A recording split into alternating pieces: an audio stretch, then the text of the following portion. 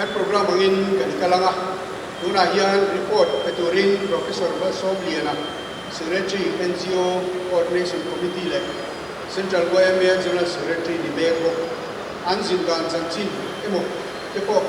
sela tin a thei chuan kulai kal jong song kha kan palai panga te kha an thu hona an tin tir thei sela tin jul kan ti huna pianga hun tho takin kun tepo kan ben thin don nia tuna Professor Mizoram liana soma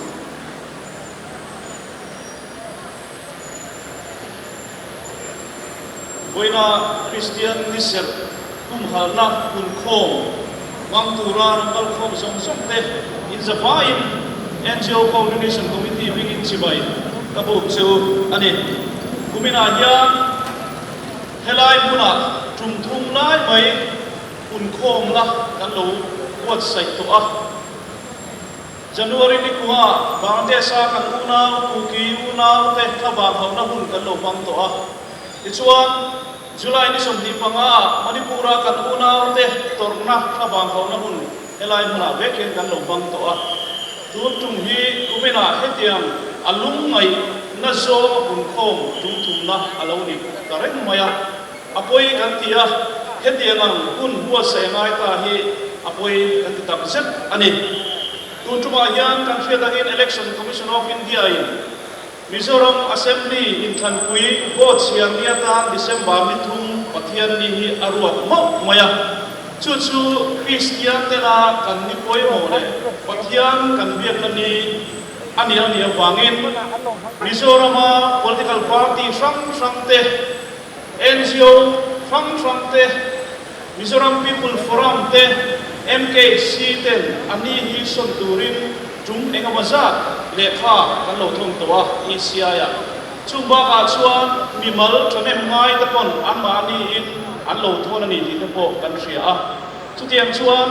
mi pui tang rualin jum enga mazat mai isiai a ani hi pathian ni emo inrin ni emo milo ni danga son turin kan lo the lu to ani amaro chu kan ngen matahian omzia anei lawa kan malam na sang han soidoni na soitutam tak o mga amaro chu kan soilan dua chu October ni som pakata khan NGO Coordination Committee all party meeting akowa chuta chuan political party from ploi tu te anom tela in lungrual takin ani hi son turin dilna ECI thum thak ni se kan ti a uta chuan NGO Coordination Committee del all from president tele political party from president te point wing an sia ka kan the lu tha ani kha amaro chu changna kha kan ding na zong ka changna ong tak lo bangin November nimia khan Mizoram Koran Floi tu te committee chuan all party meeting ako le a uta po chuan reminder hi thon thaleila ti in rel ani a atu ga khan thon thak le ani utiam chuan thei to bin ani son turian ma kan la a MKC hetiang ani chuan malak zel dam tu hian NGO Coordination Committee kuta hian om to sela ti in NGO Coordination Committee kuta atam ta ani malak na chu chuan NGO Coordination Committee an chua isol le pariat akhan tun November akhan uta chuan amuna ECI koi tu hi zukmu ni sela ral khata tanga lekha hanin thona ral khata hanin sai mai lo de hian amuna kan du na te pathiat ni kan sersia te hi hiat ti ni sela ti in roman na asiama atira chuan appointment musa a kalhi kulaya cham reide tele mulo palte mo wangin helai tangin appointment hi dil ni sela kan CEO in min dil saksela di in re ani a kema dia tangin direct kan phone tho boka in kulaya delia kan DRC in milo thon paisak boka helaya kan CEO in min dil sakse kan ti kha CEO ne na po thela amaro su boina hian CEO hian appointment hi min dil saklawani te kan soiwani iswan NGO chuan thu kanan tha ka appointment kulai ding sa puri ni sukharoi me ganti ichuan ni somdile pathum akhan NGO coordination committee IOB panga sukta ani central government tagin kan president kulan bachuan le kei general secretary te kan kala MUP tagin kulan dia moya kiam te ani hi MUP vice president ani then MZP president ku exgal kiam hi male MSU finance secretary kula rampan moya te kalboka tutiang chuan kan pangain Delhi lama kan kala ni somdile pathum akhan ni somdile pali siltom ni akhan kan appointment din na te an buto thu kan sia amaro chu appointment te min pe mai lo wangin tlai lama an office office kan bangai bena ta chuan an har sanate an lo soya atuk in rindi kha Rajasthan in Thani and Yabangin at the end all day at Chuan Midang interview and Buhi and Reptivak low appointment in Pengai Lawati and Soya. Then Tole Totani Pisong Dile Pasarika holiday alone if of Bangin Chance Assam Lutulawa. It's one Bedong Titavik and Hopea Amarochu Lailam Zanda Ruvela Fan Nisong Dile Paria. Tole ni Dartuma appointment pay and need to Kha and Shia. Emi chungchang ayan kan soi pen dua chu Mizoram ko ran suai tu te committee in thei top soin Zoram puma trong trai ro na bun an manga sung te wang chuan pathian suai na kan dong tak zek ni kan ria in mimal ang point trong trai na kan dong na sa khop mai telephone call la trong trai na te ko kan dong loma utian chuan ko than mi ten thei to bin tun tuma ECI do tura kan kal te hi min trong trai saka kan tha among tak zet ani tichuan ni somdile pariat khan dar kuma muturin kan pe dar tum le minute som vela khan kan luta election commissioner full member pani le ko CC te along tur kan pe sei line bakhat ero kha along ni lo lawa CC awma ani ba ka khan election commissioner bakhat awma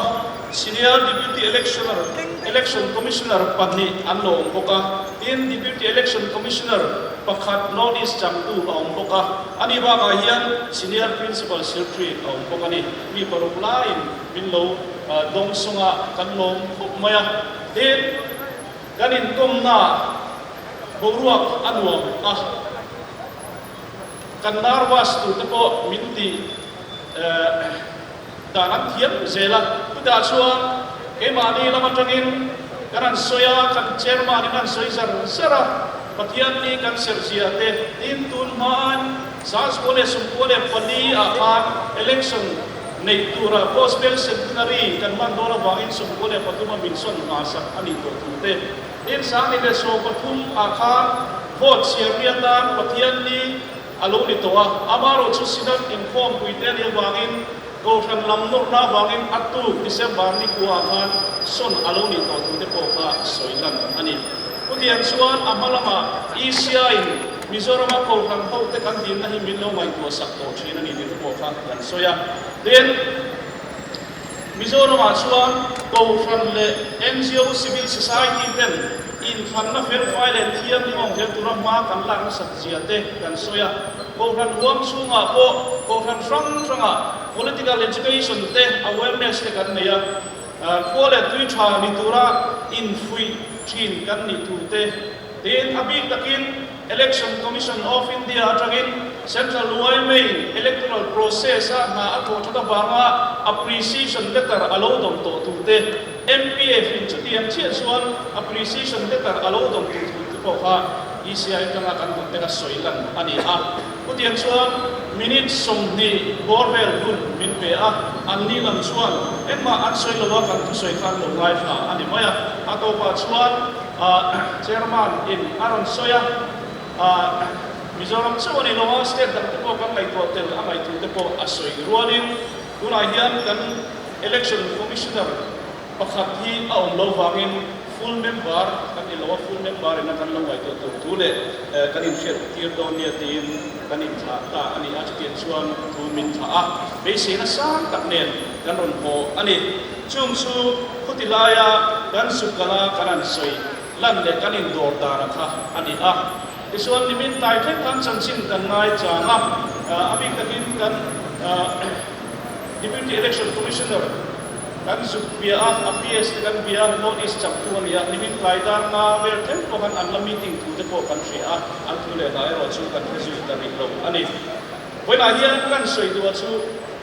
Kristian te ni poimo ni ser pathian ni ruat ani hi zoram ni pui zoram Kristian te kan ru ana emam in Christmas ni December ni som ni le pamahi good governance day a uan alo ni to boka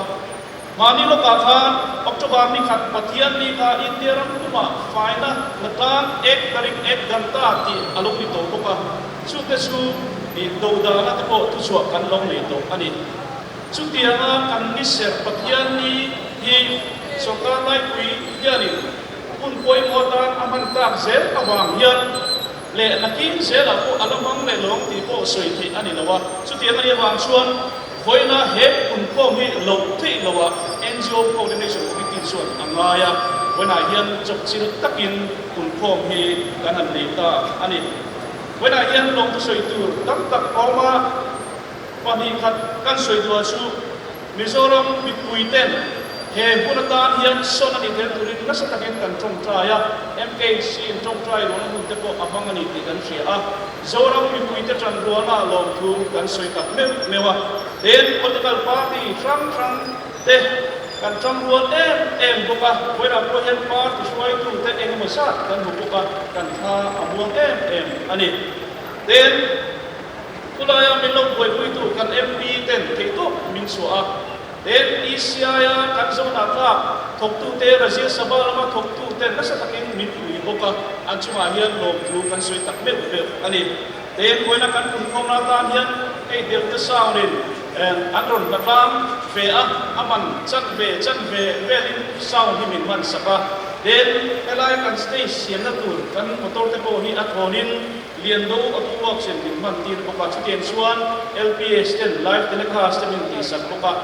wena hian long tu soi tu tam tak kan nei ani chung chu kan report la koi ani lo me ichuan Delhi Zukal ni panga zan group superior ka election commission hon tu te are mun huna ngak so tu te kha ko ai takin in thun huna khan in lo ting thie mo an ni pani poi te lian putin bel yang le lo me ichuan tuna hian kan chairman NGO Coordination Committee Chairman Central Web President Karang Libok to Pular Machuana Secretary Soman.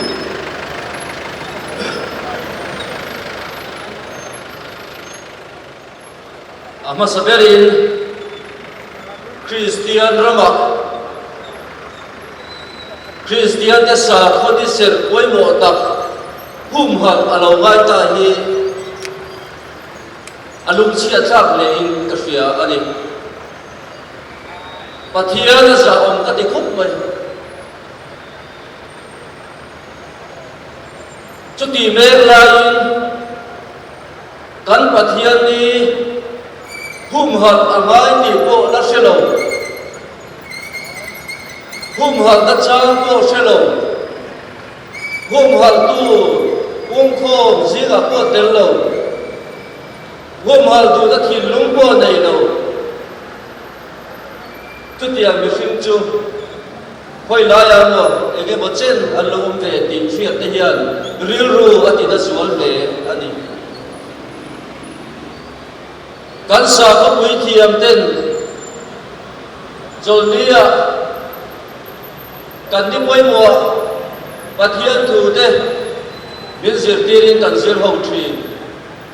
chumi lun na po se to lo Kristian na ba Kristian in ti si kan lo om ta ni oma alam te hi ara thak tak set in the fiam Mizoram Kristian te yan inan le kan ba mo tak em ni al thar da dik pathian sia da dik tak ka yan kan le awatul tak em Ông sản xuất tu để buôn cái điện energy mà thôi em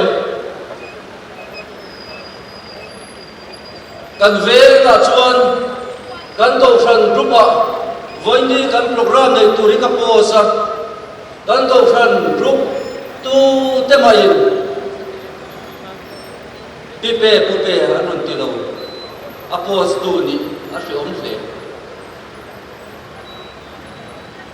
ni pathian ring tu te hian ke ma ni nge hian ani kan ni ser chukum har tu tur chu ni ho in fiam go election commission of India in tuna kan fiat am khan kan ni ser poi mo tak mai chu vote sian nia anun puang ta thata chumi do da tur chuan thei to chuin kil sang in ko tran throi tu te political leader te party ten le NGO te point le kha in kan thon tha ani chu kan le kha chu chanin voi khat ma om lova chana om ta lo chon kan mang angin amun nge ya yen kal ni se kan tia kan zu thleng thata a chu kan khen khak nuwa chuan in kom na kan an neya thatak in min lo dong song kan fria e amai ro chu helai muna nge hian election commission of India representing needin CEO maduk via si athu ve re gadi chu chuan kan kal na tur ta na kan appointment ko min ngai ko pui du na min kal to ro min han tia kan lekha te po cái canh khờ ác á em cái tiếng nghe ăn sốt lẩu chất từ đó lấy ném tiếng Central Wave Office à thế ở lẩu lên á November này qua MPF Office à thế có ở lên đi ô mà đi à Office nghe à thế có cần cala à lẩu sôi chú in represent lệ kha in siam zong số cái cánh khờ á hết tiệm thế số là har lâu vang son thầy nghe tôi là thằng ấy tin miền tiệm rèn à cần sa qua tìm buông amai rồi cho am mun tập tất cả tiền thân rồi nữa vô thang rồi tôi nữa chụp thang hiền em kín tập nghe ECI member tem pula hiền áp dụng trần tác Mizoram thì ai ở hiền thì cần sẽ đủ anh áp dụng trắng to kém thì hiền cần sẽ đủ Mizoram thì ai ở tu nắm đắng cái này hiền Mizoram thì ta hiền thầy tốt rồi hiền ở trắng tập sẽ đến thì hiền chia ta chẳng không khóc mày sang đi là sôm bari ta sang chung cha à kan hoi to cái đi online kan Mizoram officer cái gì là thay đến ngay tập tất cả ông về lại muốn làm gì cô hiền cần Punkhawm anh trần ruột này anh chắc là buồn cho đi thì anh lâu suy trì chúng ta chuan kan trần ruột này anh lâu làm phẫu tổ trì em cái tiếng nghe Mizoram thì kan hoàn rồi nghe kan hoàn này có cái lâu ngắm chung cha à sa có chung cha à Punkhawm à mai phẫu trì hay hiền kan in lung ruột na thì thầm mốt sẽ là thì quên ai cái suy đuổi đi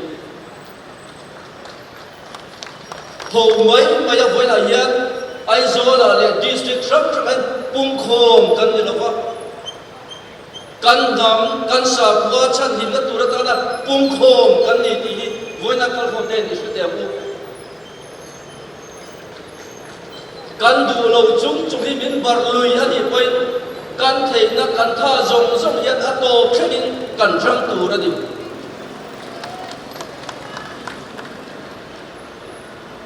su với là hiền thì sẽ thar lấy làm cái này lung ruột thì nằm thêm để cái này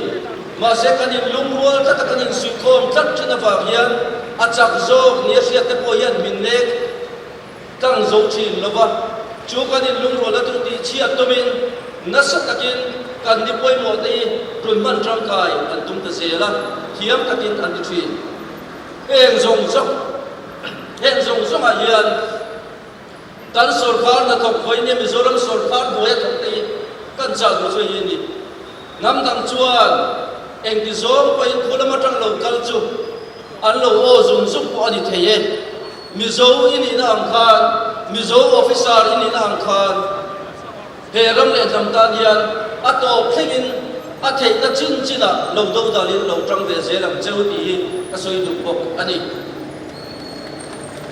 Kan sa ko him lo chuan kan nam ko him do nem ni.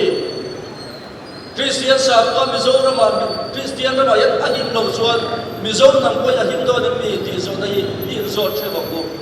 Chu kan san chek ting na chuan kan nam hian malama ke kan pen ye yang ni karim kan ani. Den hei ka to ber kan ngen du chuani. Election Commission of India hian heng kan ngen na zong zoki chan thak lawa min ngai min chang ta mia lawa party president cheu te poi an chang ta chuang lawa ko tran suai tu te na representation an submit po ziakin an chang ta chuang lawa NGO te na zia ka kan khen po min chang ta chuang lawa ziak chuan moi thengin tu tiang leka an nei diam ni ma ila nam di chuan in lung rual na imang sap ila vo ti tak seta kan du lo chung po bin bar lu yam bin nor dia an siam ni do na chuan Sunday yan party office song i khar vet na mabu party represent vote siya ta mula kal no song po i kal lo nga mabu candidate te po ating ate po an puan po in certificate po lalo ngam kia lang po Sunday at famin.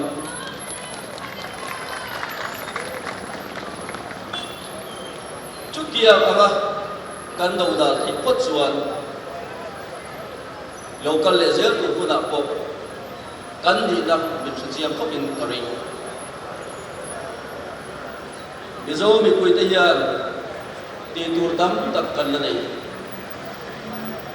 kan malama hiyan hey ay na sa zog nek na kuy kan nanay karing chu nek na sa zog po chulong teng sila nang le kay mizo mi kuy zong zong hiyan kan banding lampang hi kan in von nge chat veka tran ro na dik ne na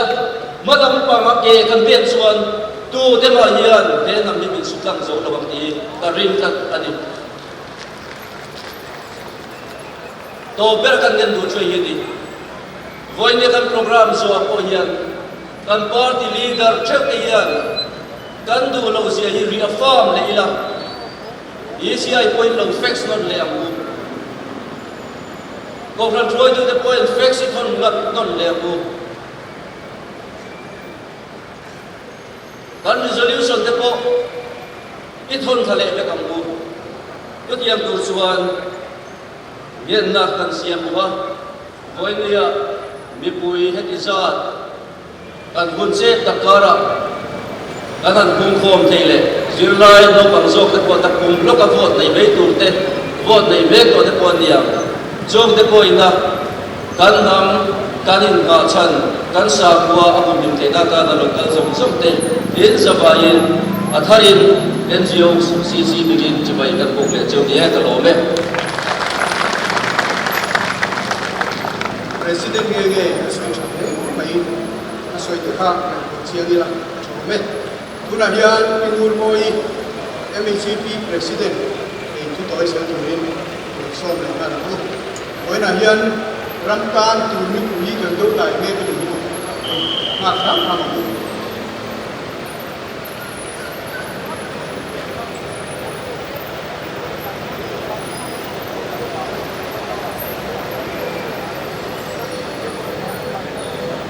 voi ni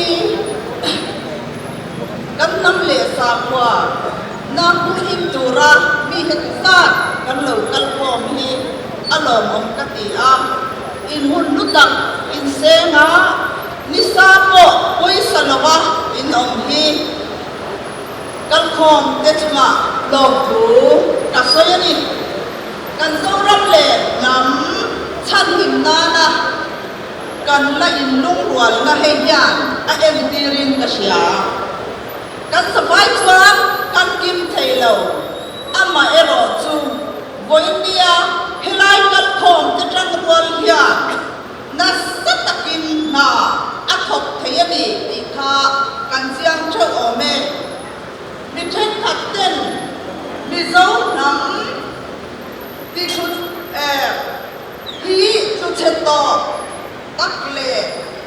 กันคริสเตียนนักโมฮี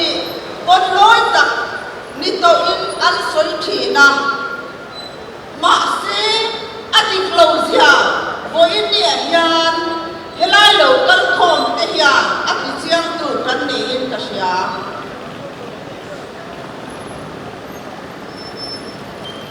อารมณ์อันตักสักเจตนิ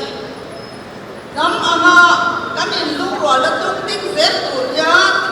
NGO Coordination Committee in Thaitopin ma alarenga Mizoram te thinlunga in bum khatna omrem chu min kon nung sak min kon him sak ani ti hi shetharila athome kat sa khwana hi min kon him pui turin NGOCC te pathian ra chungin ma anareng kokaกันปฏิญาณกันอ้ายโออามาละตัวเฮ็ดอย่างโอนทักมินเตวีอลอมคบไหมตีนวันนี้กันเรียนพักกลบจงใจนั่นเองกรุบครั้งครั้งโอนครั้งครั้งอมโซรมาญานตั้มตักกันอมดีปีกาเชียอิลาอันจุมาโปลงทูกันโซยนิสุดีเมฆลายให้บริณากันเชียดเล็กกันหูอังยิน 9th Mizoram Legislative Assembly General Election Result เชียรุนตานกันสาคนิเซลกันในชาติตาอังคารอุลุกตะกะโกชันินาอลาววัดไซโกชันเตนากันนุกันสาคนิเซลตักมายาโวดเชียอันหันหดฮีชากันติลาวดีกันสวยตัว NGOCC NGOCC political parties เลยมีมัลมีทรังตะกอนนัสตะกินเฮนีสนดุรยานกันดีลจู่ไงป่วยหมดสักกันมีทัดเราดีอักหินริมข้างได้อินทรียาเฮ็ดยาที่หุ่นตะกาจวนเข็ดต่อสู่เซปรุณาชวนเอ็งโคนิเซเฮกันบุญต้นเฮียอินเดียรัมมิโซรัมเลสาพุสเลนนะรัมอันนี้ไม่ใช่งานมิตรช่างร้อนตัวนิเซเซประเทศที่จุกมาเนียเราอินเรียนรัมกันในอัตุลเซียมินเชียร์ทันทีตัวนิโมกรอเซอัตโตเปราชวานกันมาลำบุญเสียไหลก็เกี่ยนี่สงฟาติยาฮันสันในเงี้ยกันละต่อเสียก่อนกันเชื่อเราว่ากันสอยเทแล้ววันนี้ปัจจัยริบจุกินนักสอบกันอินบุญขัดเดียวอะไรโดนตีนี้วันนี้งานเสียอีละปาร์ตี้ politics เลยนำบิลเองเกี่ยวกับปากินเฮกันอินบุญขัดนะฮีดิฉันพันโลอีละปัจจัยจันทร์วิตากินกันนุนเล่กันเจ็บเป็นเต้ปีปุริลาสเลนกันโดนสอบกันละในนี้ยังติดอีเบสก็ต่ำปูกันเราเม่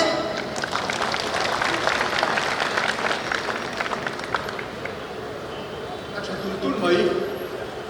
ชวนตุนาเฮียน MZP แล้วมาจังอิน UH และเที่ยวที่มา MZP President เดี๋ยวส่งมา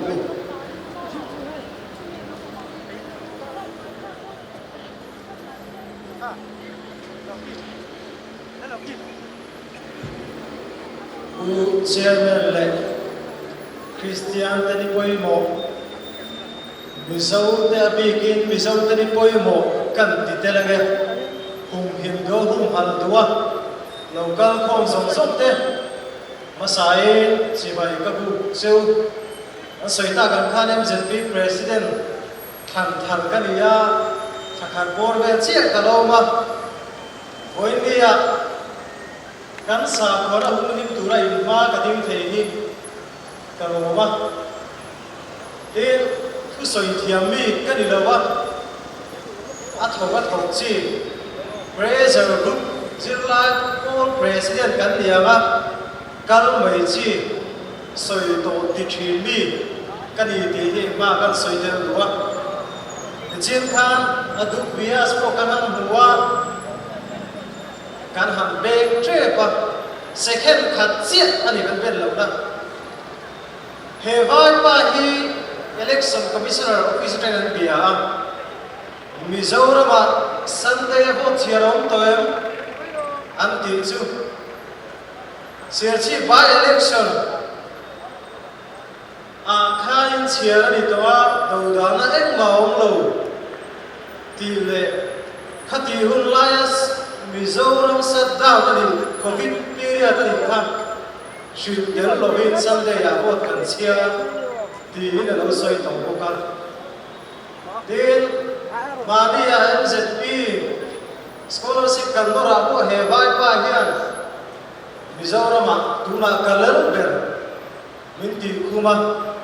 shoi tu then khate mudu lawa he vai pa noya chon ram kum hu bin chan hi tuum ti lo hi chukan ma chong to lo ti hi ka tiam du so wa ma kan ta ro ri in hoilia hian kha kan malam tu soi to ta chairman te le sang sang te soi luan to soi tu point tam ông to lo wa amaro chu point ta ber so ka chu le kan rul ron na chu Kristian te ni poi mo India rama ngai poi mo ani lo ta sel te tin Christmas ate kan Christmas ni poi mo good governance te an mang te an puang te Mizoram election kan le piang me tu ngaya election commission mu ngai sia mai vote tha khu de mo vote chia khu de mo so na ngai sia mai te ni aril na tha ka tia Mizoram kan CEO vai te ko hi Mizoram ni nuang man ti tama mai ni o ka tia Mizoram min ma ngai lo lao thau chui Mizoram min ma ngai sela Mizoram tang na thok ro se ti hi voi nia hiang ka message se ni dem na soi ta kan khan India ra Kristian din mun hi a che khok maya Manipur din bun kan sia Kristian bia kin tam tak so samati chia ta ni ya chuti lai ka ra oi lo aya Prime Minister in voi khat po ato du lo wa Sumian ne kin Kristian in nun na tam tak kan sana ana kan tia zofa ta hi vai ho hian in min ngai ne khu maya Kristian kan ni boxi voi nia kan Kristian na kan ni poi mo hi hum him tur bo hian in voi nia hian ka be se ai chuan ka tlem deu adu lo hin kan se kan sa pro na le kan nam kan hum him lo ni chuan nang le ke hi rei lo te a kan ral dong ti na sia na hai kan sa pro na dek che pa duama kan in khom thei lo kan kai de ni a chuan kan ram din buni atlak dia ma so so nai bun na sat na ke ko ram ni voi ne hian ka chiang bo ka chulai chu ka sia che le ba vai ka sei dang du ni del mani MZP kan Punkhawm khan ka sei to a India Prime Minister hi kan zo pa de to na Kristian ten kan to na Manipur a bia kin tam tak so sa voi ni thana to lo te voice nei lo te ana kan tia Mizoram lo ka le cho zir lai ten pon dum ne ka lo ro don ni voi ne ka sei na le du ni le ato lo ka dai do na la Mizoram thalai te zinga ngai tua na se pe lo Facebook le WhatsApp man MMC kan ni poi mo bo dan share tu ta bo thak ta theng po a poi nei le tia WhatsApp kong sira Facebook kong sira social media kong sira a beng cheng cheng le trong tâm mi còn vi số mà ra ring anh đi chuyện coi cái gì à mi dâu thì anh nasa dâu cái cần Kristian nó cái cần sửa tí là ngay cái gì à chung có thể là buồn cho nên là khó ra là cầu sản là răng cũng mua bên buồn cần cho là ngay tổ lấy cái gì à sự tí đi lâu chuan mi dâu thì anh nắm mặc in chim rồi lên cần sang mà nó thấy cũng nhà ala bawa ti ala bawa chuan kan sa ko na bumim turin pathia imal man som se bulitan tharabu kalovet Dr. Zel mai kan ka una chuan MSU President Samuel Zoran Kuya somang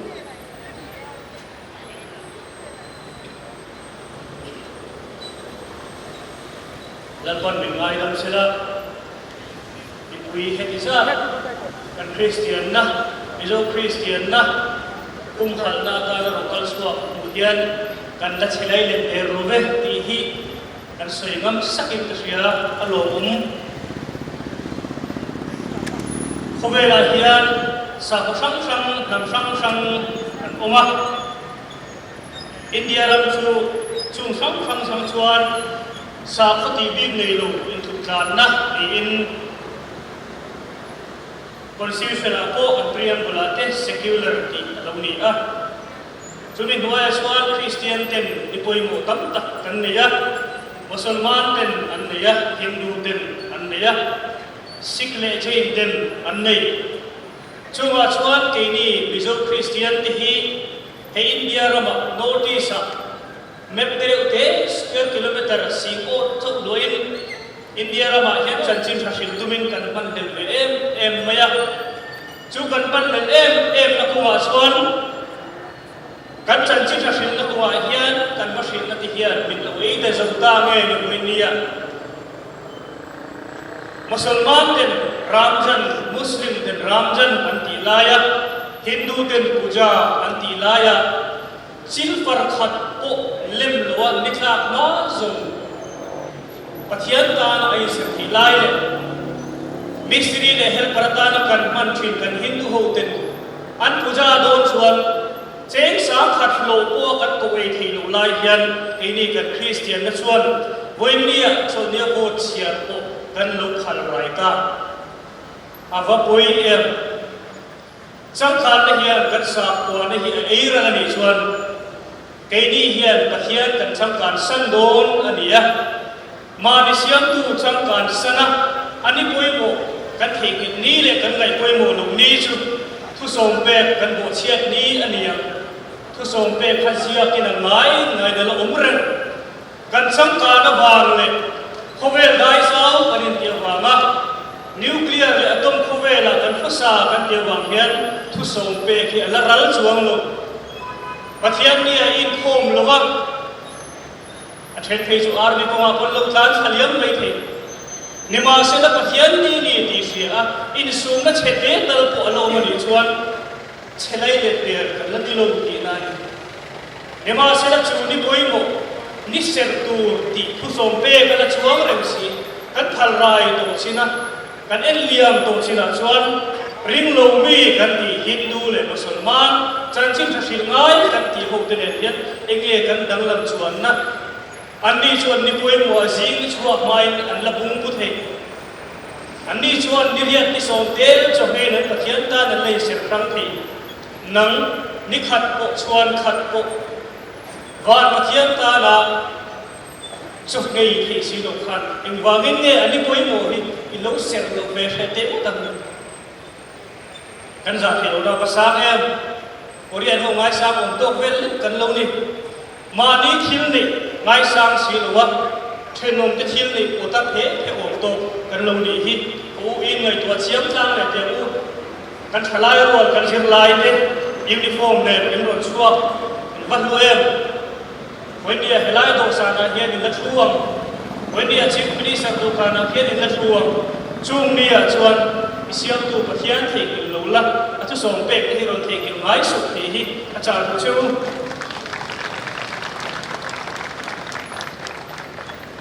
cái mani ngi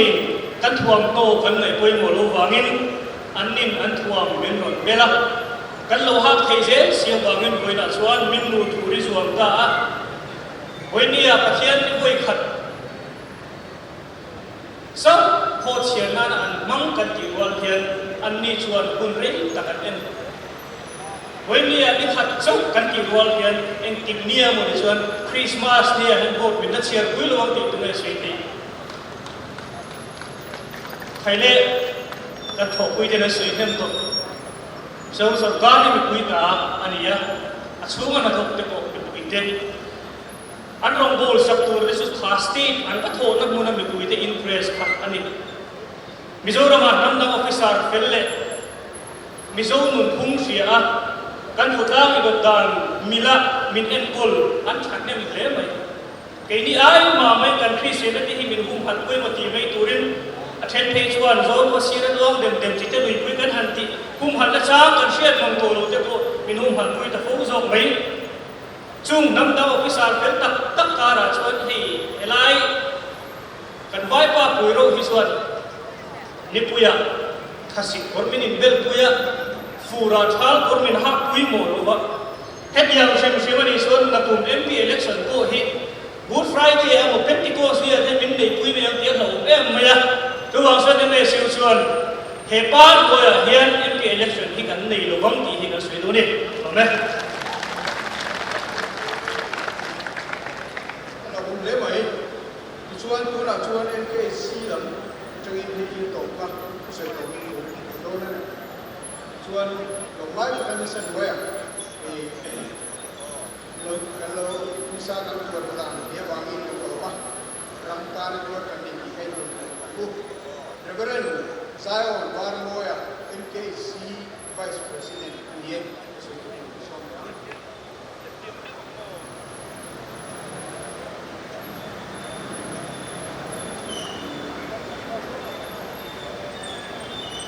Moina Kristian Serh Humhalhna Punkhawm le hui local com song te kalau bai su Krista min chi bai ka bu chuwa Mizoram ko han khuai tu committee min in samai ne na long thu kan soi ne NGOCC committee te mala na chuwa hian long thu NGOCC chuan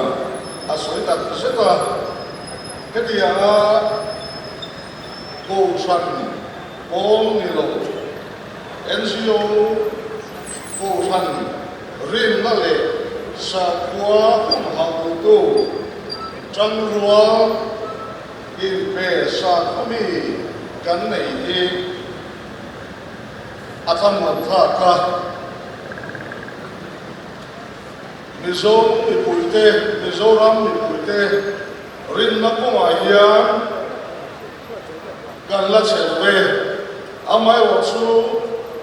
hei hian zirtir min pe sela ti ro chu moina hian ta soi tu ani vote ni tura election commission of India in aurua to he Kristian Serh ani wangin NGOCC chuan boy atita seta hemi ni son torian committee boy emosa aneya in rinnia emo chomni pathian nia emo vote selo turin angena October ni soma lekha kan peya an chan na kan mu mai lo awangin November ni thuma all NGO le party sang te nen rail hovin mi kan sai na kan the lut lea chumia chuan kan fake via mani data somli pariat chungin in chan na kan be se kan tia amai ro chu kan be se an kan hova chuan November ni kuwa athang all party the NGO tene min siat nan lein lekha kan submit lea CEO mera changa var bala kan hangai kha ken min son sak mai turin kan be se liawa ilin ni le cho ni lo e ni nga bo che na ko no mare ni ma sala kan sa ko ri se kher mai kuna hetia na program oi mo tak mai bo che ni in han bo sa ka he Mizoram ko than khoi tu community na chuan kan thathiam thei la wa hei he ato thagin kan du lo bani hi moi lai hian ta soi du ani le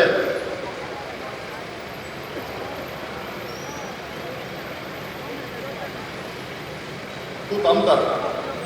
soi du ko che lo wa ei kan ding an sai ko ya ta mu mo lo win e du za kan ta ko ma Mizoram ko than khoi tu na chuan pathian ni a hian ko chian ni ni thuma hian biak ina in khom ba chu mi pui un khom lo ni se tin ange chuwa tin ba chu sang te ko party office te hong lo ren ange na chuani kan nam le kan sa khua alo thima sa ko lo zalen na kan ni se te nan Mizoram mi pui song song te i trang wall sa van ru ti kan nge na sa kho hum hal na kuma NGO coordination committee he NGOCC chuan ato thengin kan khom se ko ani kha sai du e alo me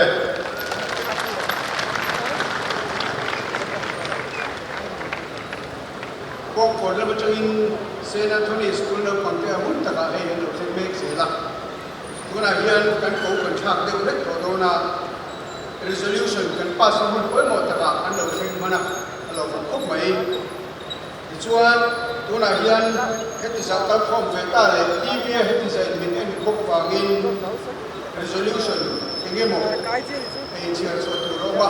e hin mi kan pass ni chuan when kan meeting hian pass down ni kami ron share so to hian kan secretary professor Mizoram liana so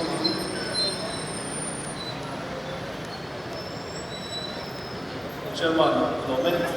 resolution kan chia so main hil padi an pon tu kan tu ha ni sim nom tu soina khan helaya kan stage le mun ma bo se tu ven lui branch wai me te an lo lam pai pala an chu an long tu kan soi tak zet ani tin kan program man so ya central wai me office NGO coordination committee member zong te le o meeting ne tu ani a chuka chuan abik takin political party floi tu elected office bearer te mitel pui turin kan som sowa then NGOCC te kan som moka Mizoram political people forum floi tu te kan som bok chewani khongai takin he meeting hi thil poimo ngai tu omo wangin min ngai poimo sakarong del turin kanan ngen chewani big takin political party office bearers elected OB te del turin kanan basic chu ani resolution hi pani kanan siama khoi takin kan chiar chuin mi puite lo tingila a throme pakhatna chuan election commission of India in Mizoram assembly in Thanpui Sami le Sumni Pathum vote siam liata Kristian ni serle pathian kan biaknani pathian ni December thum Sami Sumni Pathum arua thi thalo kan tia oi kan tak zet ani apani na chuan election commission of India ECI yan vote siam liata pathian ni arua to hi sonne turing voina kalkom tehian kan ngen non le ani tan songkha kan resolution ani kan kom te so bai ba partia le kan mame chuan reverend lalram liana